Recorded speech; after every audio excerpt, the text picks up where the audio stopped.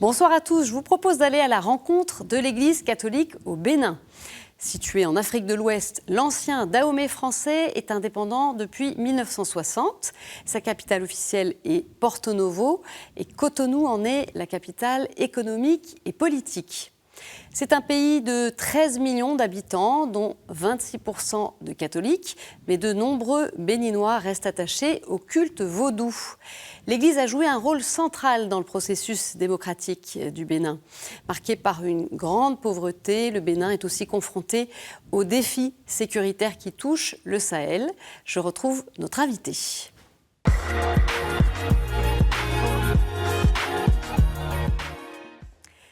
Père Mériadec Ménic-Beto, bonjour. Bonjour à vous. Merci de nous retrouver le temps de cette émission. Alors, vous êtes prêtre de l'archidiocèse de Cotonou, membre de la Compagnie des prêtres de Saint-Sulpice et actuellement doctorant en histoire de l'Église à l'Institut catholique de Paris. Très bien.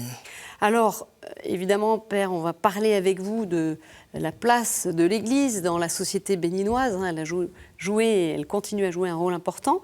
Mais on a d'abord envie de mieux connaître la réalité de l'Église catholique au Bénin, une Église en croissance, avec de nombreux baptisés et vocations de prêtres et de religieux et religieuses.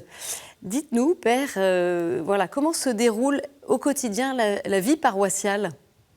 La vie paroissiale au Bénin, en général, débute par la messe quotidienne, que ce soit en semaine ou le dimanche. Un peu partout dans le pays ? Un peu partout dans le pays, dans la plupart des paroisses.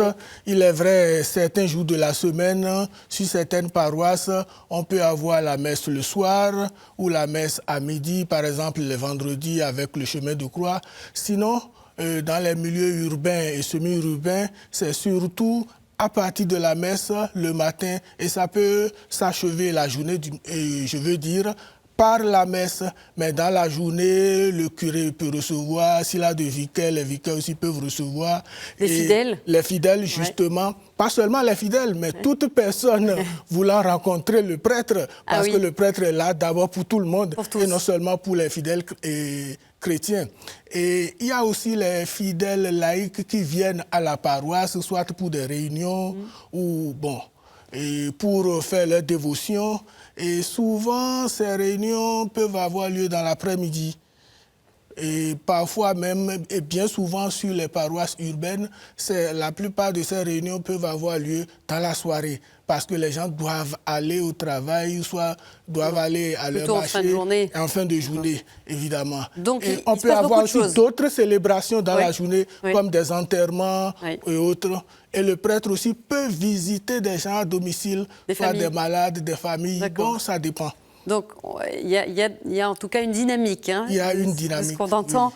Oui. Et justement, comment est-ce qu'ils s'engagent, les laïcs, dans l'Église au Bénin ? Les laïcs s'engagent, je dirais, en assumant d'abord le baptême. Et ils savent que, en tant que laïcs, ils sont des baptisés. Oui. Comme et tout en le tant monde, que baptisés, comme tout le monde, ils doivent prendre part à l'édification de l'Église. Oui. Et je dirais que, les laïcs participent, disons, à toutes les fonctions du pasteur.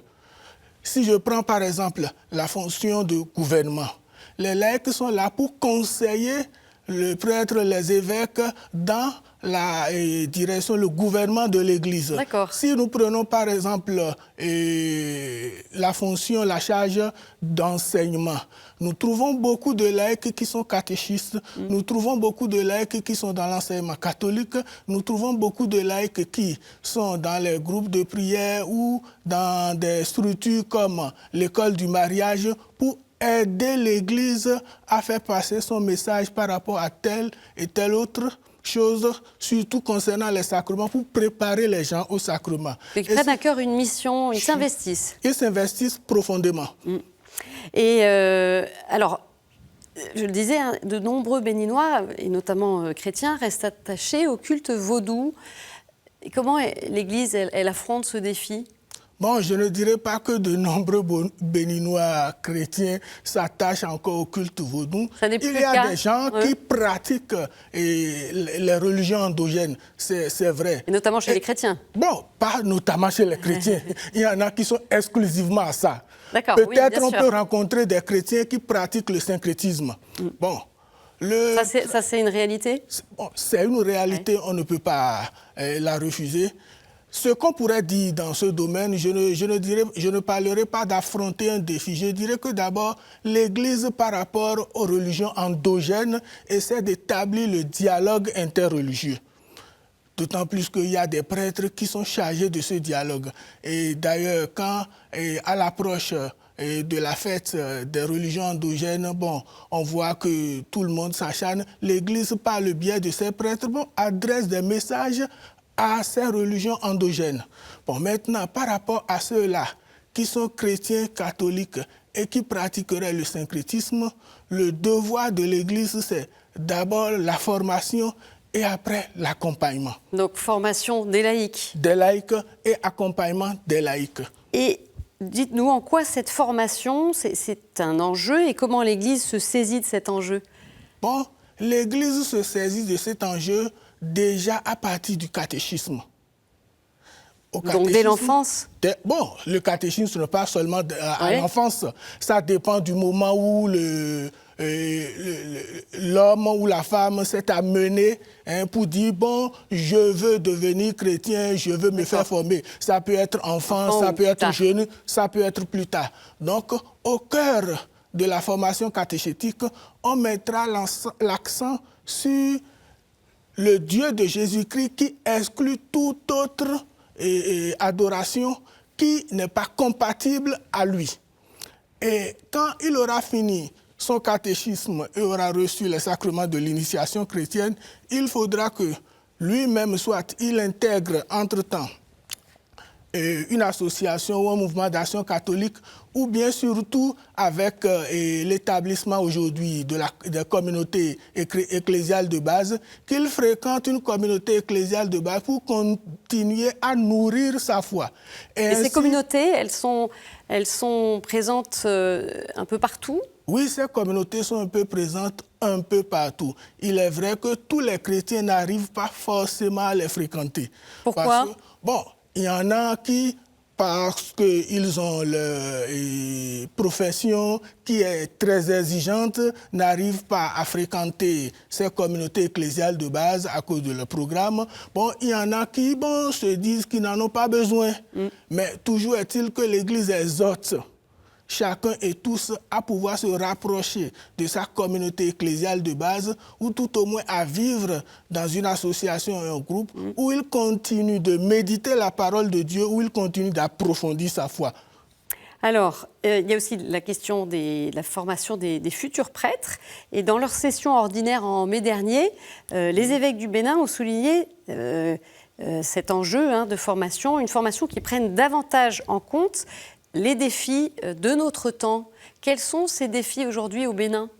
Bon, je dirais d'abord que le défi doit se résumer en ceci, que le futur prêtre puisse profiter de son temps de formation.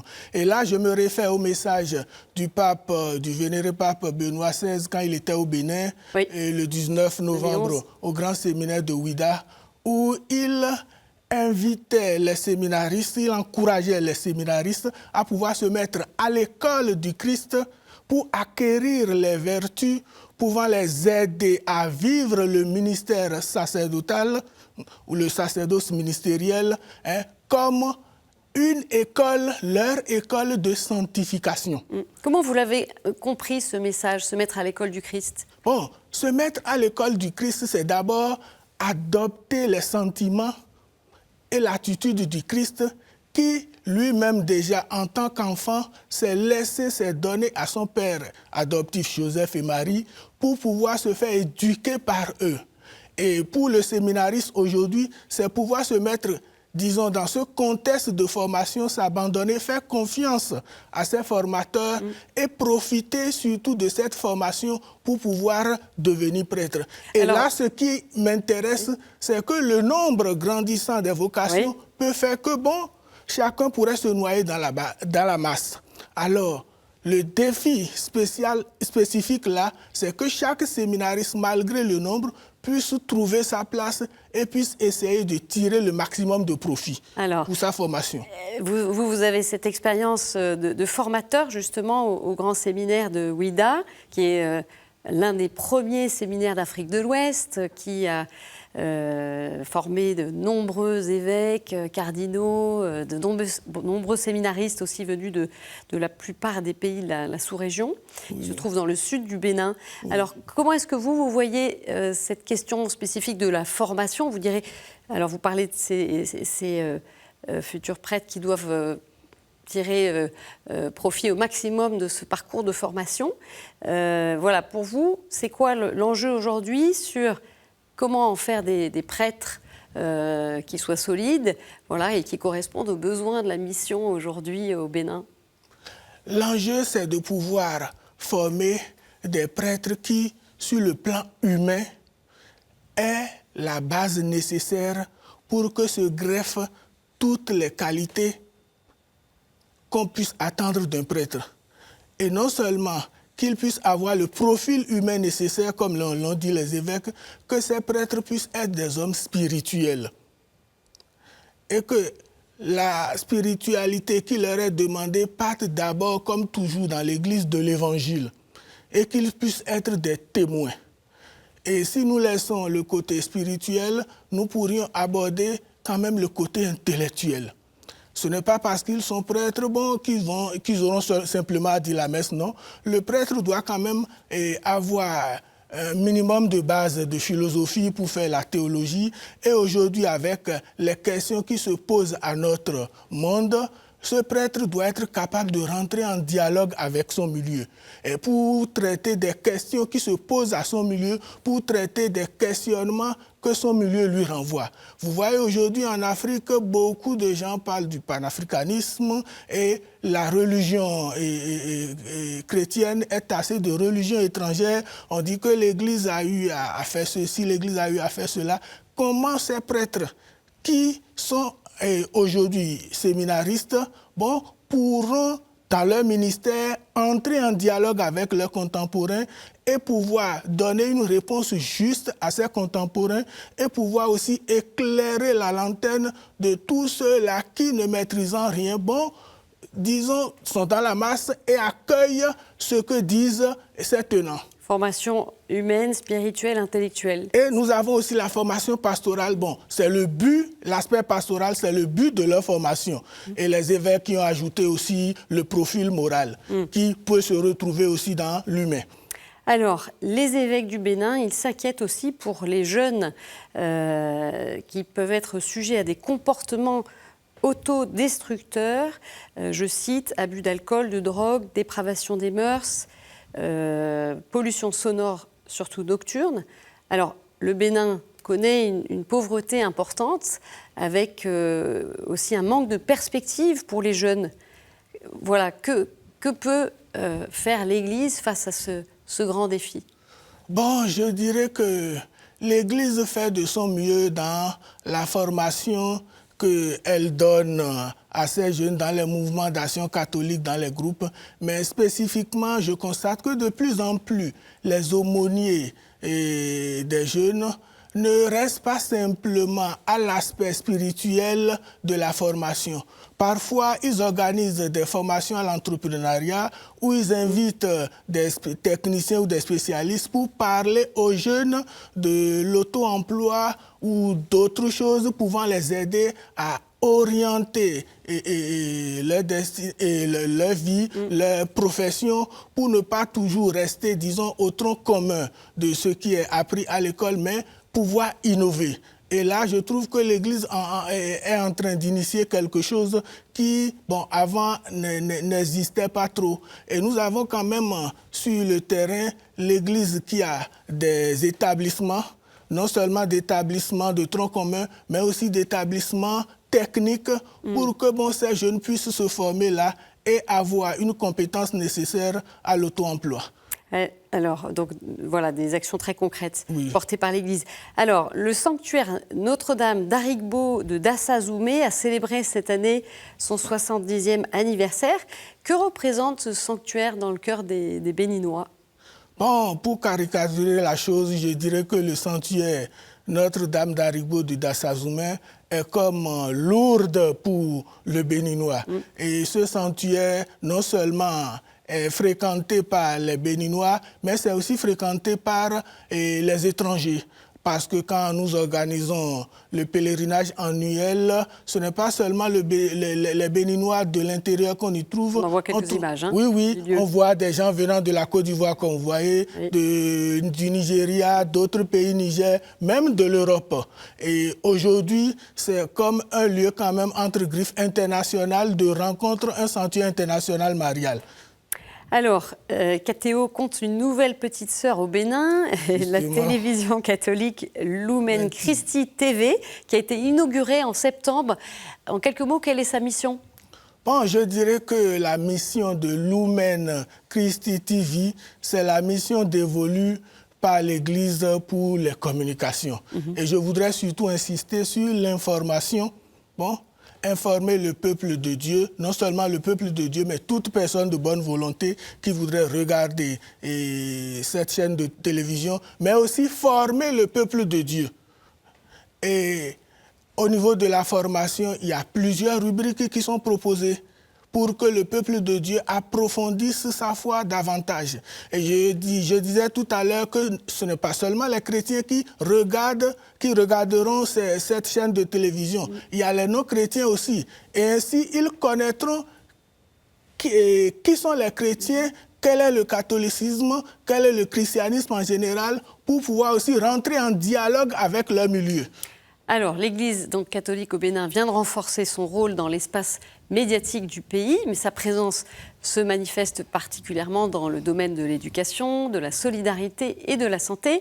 Un exemple avec un centre pour enfants en situation de handicap accueillis avec leur mère. Je vous propose de regarder un extrait du documentaire Bénin, l'avenir de l'enfance, réalisé par Aurélien Petit, diffusé sur notre antenne en 2023. Un documentaire coproduit par KTO TV et Grand Angle Productions.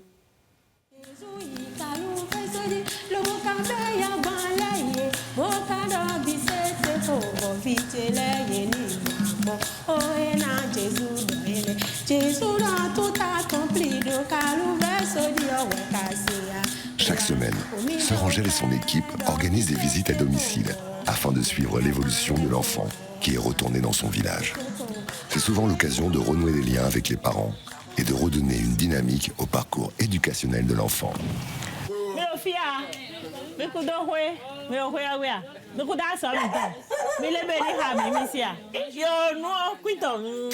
Aline était avec nous l'année passée, mais elle a eu rapidement de progrès et puis on voit que c'est une fille qui se donne vraiment. Et sa soeur aussi a beaucoup travaillé avec elle. Ce qu'on est en train de vouloir pour Aline, c'est l'insertion scolaire. On veut vraiment que Aline commence l'école, mais on a un gros souci parce que l'école est juste à côté. On a amené Aline, mais juste à cause des escaliers, paraît-il que l'enseignant a refusé. Aujourd'hui, maintenant, il faut chercher des moyens adaptés aux enfants handicapés. Ce n'est pas parce que je suis handicapée que je n'ai pas accès à l'école. Voilà, une présence importante au niveau social, là où l'État n'est peut-être pas présent. Bon, je ne dirais pas que là où l'État n'est pas présent, mais peut-être là où l'État n'est pas suffisamment présent. Oui. Et donc une manière de combler aussi des manques. Alors, Père Mériadec, Ménic Beto, pour terminer cette rencontre avec vous, on va avoir quelques questions qui ont une tonalité plus spirituelle. Quelle est la personnalité chrétienne, là où l'est, passée ou présente, qui vous inspire? Je dirais tout simplement que ce sont les premiers catéchistes qui m'inspirent beaucoup. Du Bénin. Et aussi certains chrétiens anonymes dont on ne parle pas beaucoup. D'autant plus que quand je suis rentré après mon Master 2, avec mes étudiants, on a entrepris des recherches sur ces catéchistes et ces chrétiens anonymes dont personne ne parle, mais qui sont morts et qui vont mourir aussi avec leur mémoire. Oui. Quel meilleur moment en Église avez-vous vécu cette année? Bon, l'été dernier, j'étais au pays et je me rappelle le dernier dimanche d'août, j'ai eu à vivre une journée avec certains anciens camarades membres du mouvement d'apostolat des enfants du Bénin, Madeb ancien, et bon, appelé avant CVAV. Et on était avec les plus jeunes qui, aujourd'hui, sur notre paroisse, bon, vivent le même mouvement. Et on a passé une journée avec eux. C'était très beau. C'était fort. Oui. Et pour terminer, quelle prière populaire au Bénin souhaitez-vous partager? Bon, c'est juste un chant que j'aime beaucoup, qui est en même temps chant d'action de grâce, chant de prière et chant d'offrande de sa personne. On Penu kuye uboho de doye dia kluno bonado do kunue unsogbe ti jonue onua namile unsobi khwelewe. Merci beaucoup, Père Mériadec Médic-Beto. Merci à vous également. Et on poursuit avec quelques autres informations dans le monde.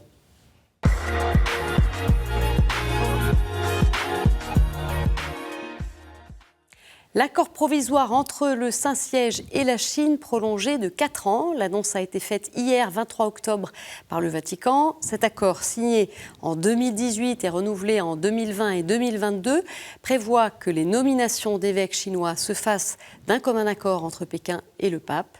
Le communiqué officiel du Saint-Siège souligne le consensus atteint pour une application fructueuse de l'accord et précise que la partie vaticane reste déterminée à poursuivre le dialogue respectueux et constructif avec la partie chinoise.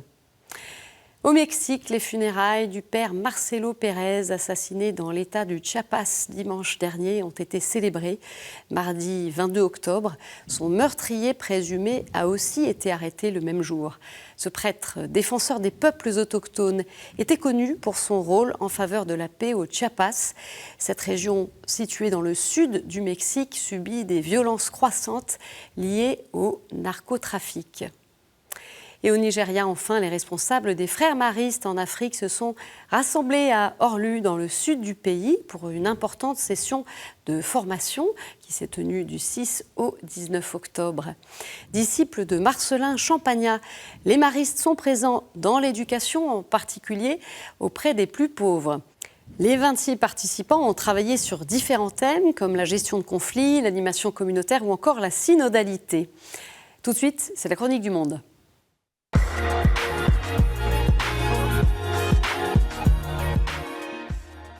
Et on retrouve avec joie Amélie Martineau-Lavallée, journaliste pour la Web TV de l'Église catholique de Québec. Nos communautés ne seraient assurément pas les mêmes sans l'implication, la mobilisation de nombreux baptisés pour faire vivre nos communautés chrétiennes. Les premiers reconnaissants, c'est les équipes pastorales, les prêtres, les leaders en Église. Et puis bien souvent, en tout cas ici, on va faire des fêtes à la fin de l'année pour souligner tout cet engagement-là en Église. Cette culture de la reconnaissance, elle est vraiment importante et je dirais même qu'elle est en phase avec la dynamique synodale. Cette année, il y a eu un événement un peu partout dans le diocèse dans le cadre des fêtes du 350e qui s'appelait « Honorons les gens qui font la différence ». Alors, chaque équipe pastorale a été invitée avec ses collaborateurs et collaboratrices à sélectionner des personnes admirables qui sont reconnues vraiment comme un exemple inspirant dans leur milieu, mais aussi pour la société. Alors qu'il y avait à choisir 5 personnes par paroisse et puis il y avait 5 catégories d'implication. Il y avait la solidarité, il y avait la transmission de la foi, la célébration de la foi, il y avait la relève, bien sûr, à les jeunes et aussi une catégorie plus pour les aînés. Alors, chacun s'est vu remettre une magnifique médaille honorifique. Et puis, c'était une belle pièce d'orfèvrerie qui a été spécialement conçue cette année pour les fêtes du 350e par un artiste d'ici. Et puis, les remises ont été faites par les évêques dans des événements qui étaient personnalisés. C'était vraiment agréable. En fait, L'idée, c'était tout simplement de reconnaître ceux et celles qui construisent avec nous le présent, mais aussi l'avenir de notre Église. J'espère que vous avez des occasions de ce type dans votre coin. Merci Amélie. Voilà, c'est la fin de cette édition. Merci de l'avoir suivie. Vous pouvez la retrouver sur notre site, nos réseaux sociaux et sur KTO Radio. Je vous souhaite une très bonne semaine et je vous dis à jeudi. Au revoir.